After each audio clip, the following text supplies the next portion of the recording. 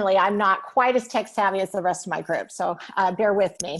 But anyway, my share out today was really taking a look at what kinds of structures did we already have in our classroom and what's been kind of the journey that I've experienced this year.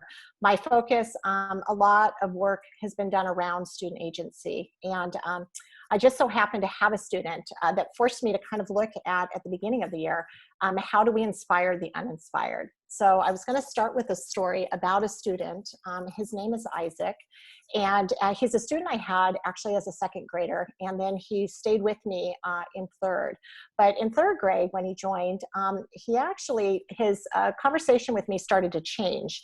And it was really a lot about, do I have to do this? I don't want to do this. We were trying design challenges to art projects to writing. It just simply didn't matter. But he had come back to school just not energized around learning.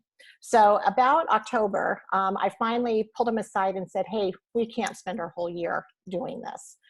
What can we get ourselves energized around? And so first went back into his writing to see what have we been up to and what are we excited about in our writing. And he made a lot of connections with surfing. He had spent the summer surfing with his dad. And so there were a lot of stories being shared about being at the beach. And so when I came back to him, I said, hey, maybe we start here. What are some things we might be curious about around the ocean and around your experiences? And so as we got our conversation started, while we were talking at school, I was going home and doing some research as well, just to see if we were to look at the ocean and studying different aspects of the ocean habitat, what might be an entry point. And I came across a project called Trout in the Classroom. And I brought it back to Isaac and said, hey, I've heard about this program. It's a state program where we can go learn about trout, and actually they'll give us some fish eggs and we can actually breed and grow these fish ourselves. And he got super excited. And I said, well, if this is something we're gonna do, it's gonna take a lot of work. And so I sent him home over the weekend and asked him to do some research. And he came back, and sure enough, Monday morning had the research for us. We learned a little bit about the aquarium tanks, what the cost might be for a chiller and what it would do for us. And so from that efforts, I then went into a training for 3 hours with the state to get licensed. And we came back, and in that time, he also started to create additional interest within our space. And so he sold this idea to our class with a few friends. They worked on writing a pitch. Once I had the class with us, we started to co-create what this might look like in our classroom. And so as you can see through the journey of our tank research and design, we had a lot more kids starting to come and become interested in this. We had kids sterilizing tanks, insulating the tank.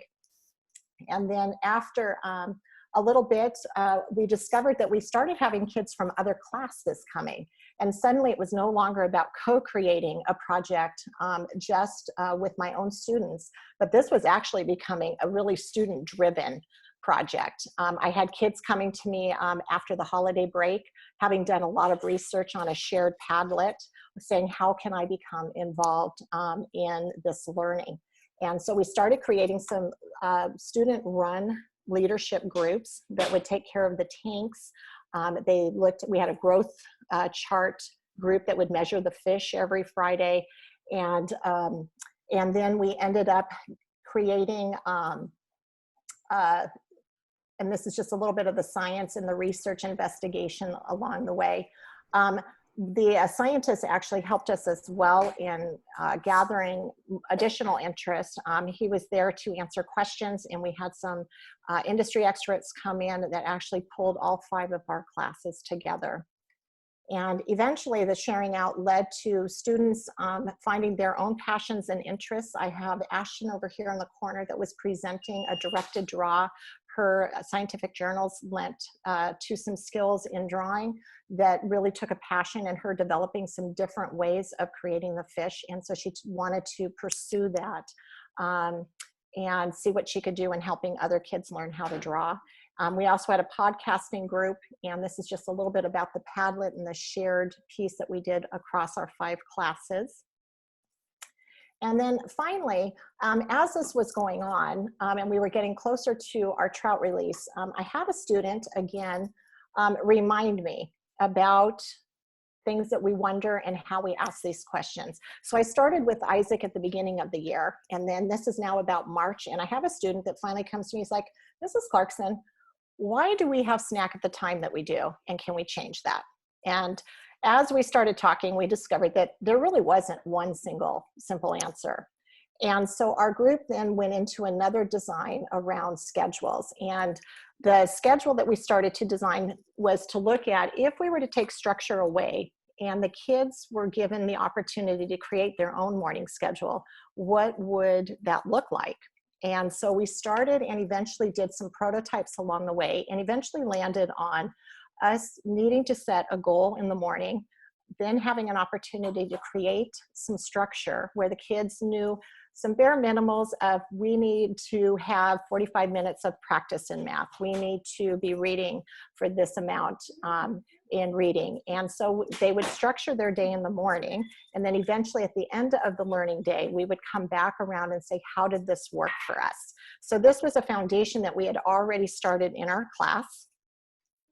When, of course, when COVID-19 came and closed down our school for that and closed our doors, we ended up, I needed to come back and say, okay, what do I have in my class that I might be able to now take into distance learning? So I went back and started thinking, what happened this year in us fostering a spirit of wonder? And we already know that it creates some deeper purpose around learning. I actually had 2 students that would give up their free time after school to come in and want to do some shared research. I had kids that were coming and doing independent learning and wanting to send in information to me. And then finally, it was having kids come and say, hey, words traveled, I'm now interested. I'm interested in wanting to get involved. So in my quest of distance learning, like to revisit Education Reimagined and some of the information that they put out. And it was looking at what is this function of student agency? How can I promote this from afar?